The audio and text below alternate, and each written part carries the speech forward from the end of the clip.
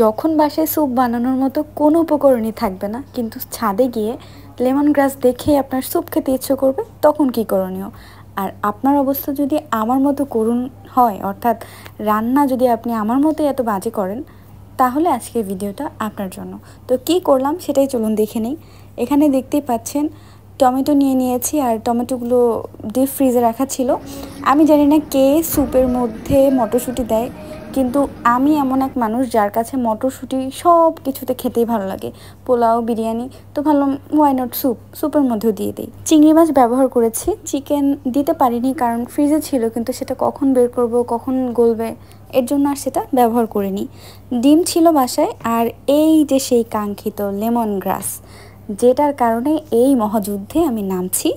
তো বাকি দেখতেই পাচ্ছেন এখানে কাঁচামরিচ, শুকনা মরিচ, চিংড়ি মাছ এবং সেই লেমন গ্রাস, আদা সব কিছু কুচি করে নিয়েছি। এদিকে গোলমরিচের গুঁড়া করার মতো সময় ছিল না, একটু থেতলে নিয়েছি, তাও দিয়ে দিলাম। আসলে যা যা দিচ্ছি সব কিছু ইউটিউব থেকেই দেখে নিয়েছি। এবারে ডিমের পালা। ভিডিওতে বলেছিল শুধুমাত্র ডিমের কুসুম ব্যবহার করতে, তো আমার কাছে মনে হলো ডিমের কুসুম ব্যবহার করব, সাদা অংশ তাহলে কি করব, তো পুরোটাই দিয়ে দিয়েছি। আর ভিডিওতে টমেটো সস ব্যবহার করেছিল, আমি মনে করলাম যে টমেটোই যখন আছে তাহলে সস কেন দিব, তো টমেটোগুলোকে ব্লেন্ড করে নিয়েছিলাম অফ ক্যামেরাতে। তো এই পর্যায়ে দিয়ে দিচ্ছি টেস্টিং সল্ট, এটাও ইউটিউবে বলেছে তাই দিয়েছি। ভিনেগার দিয়ে দিচ্ছি 1 চা চামচ পরিমাণ, এখানে সয়া সস দিয়ে দিচ্ছি 1 চা চামচ পরিমাণ।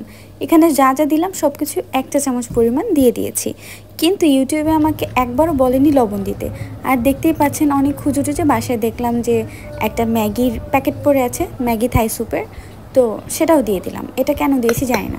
এরপরে ইউটিউবে বলেছে 1 চা চামচ পরিমাণের মতো চিনি দিয়ে দিতে, তো আমি চিনিটাও দিয়ে দিলাম। কর্নফ্লাওয়ার দিতে বলেছে 2 চা চামচ, কিন্তু কর্নফ্লাওয়ার বাসায় খুঁজে পাইনি, পরে দিয়ে দিছি আটা। কি করব, স্যুপ তো বানাইতেই হবে।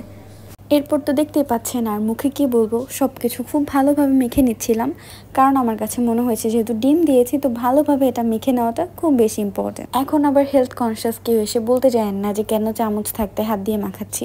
ভাই, আমি এটাতে কমফোর্টেবল, আর আমার হাত পরিষ্কারই ছিল। বিষয় যেটা হয়েছে, যেহেতু দেখতেই পেয়েছেন টমেটোগুলো একদম ডিপ ফ্রিজ থেকে বের করে আনছি, ওটা ভীষণ ঠান্ডা ছিল, তো মাখাতে গিয়ে আমার হাতে ভীষণ কষ্ট হচ্ছিল, অনেক ঠান্ডা লাগছিল।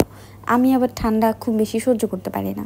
তো যাই হোক, এত কষ্ট করে জীবনে প্রথমবার মতো স্যুপ বানিয়েছি, সেটা কেমন হয়েছে খেতে এটা কেউ জিজ্ঞেস করে আমাকে লজ্জা দিবেন না। যার যার ইচ্ছা করবে খেতে, চাইলে আমার রেসিপি ফলো করে বানিয়ে খেয়ে দেখতে পারেন। কেমন হয় সেটা আপনারা আমাকে জানেন, আমি বলবো না কেমন হয়েছে। এরপর দেখতেই পাচ্ছেন চুলায় বসিয়ে দিয়েছি, আর যেটা করেছি অফ ক্যামেরাতে 5 কাপের মতো পানি অ্যাড করে নিয়েছি। এবার তো